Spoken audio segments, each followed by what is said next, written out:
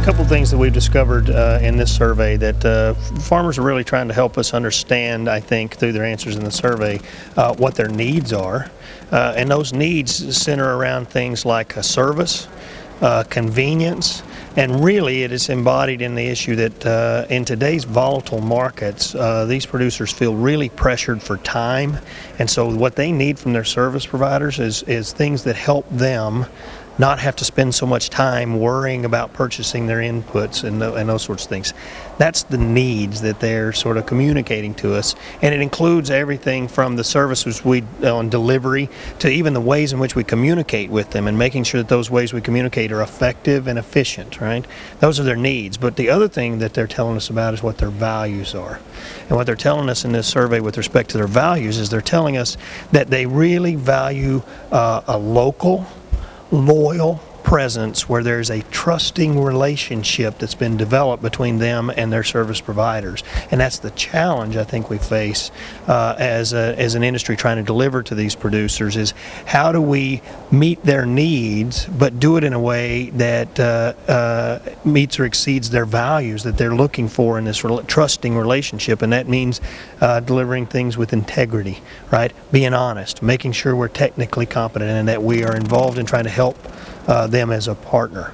Certainly the size of farming operations is getting larger, and that's making the management of these very large multi-million-dollar agribusinesses now, it's making them much more difficult to manage, and that means it takes more time from this key decision maker to just simply manage the operation, which means there's less time available for procurement of the inputs and dealing with the various dealers and things like that.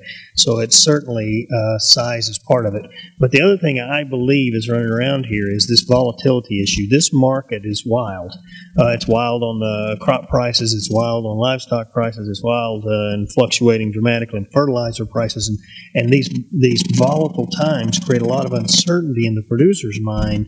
And so what they look to then, or what they move to in their volatile times, are these values. And so that's why suddenly having local people that they can turn to in these volatile times and that they can trust and it will help them deliver on those needs in a way that they feel like is useful to them has become more important.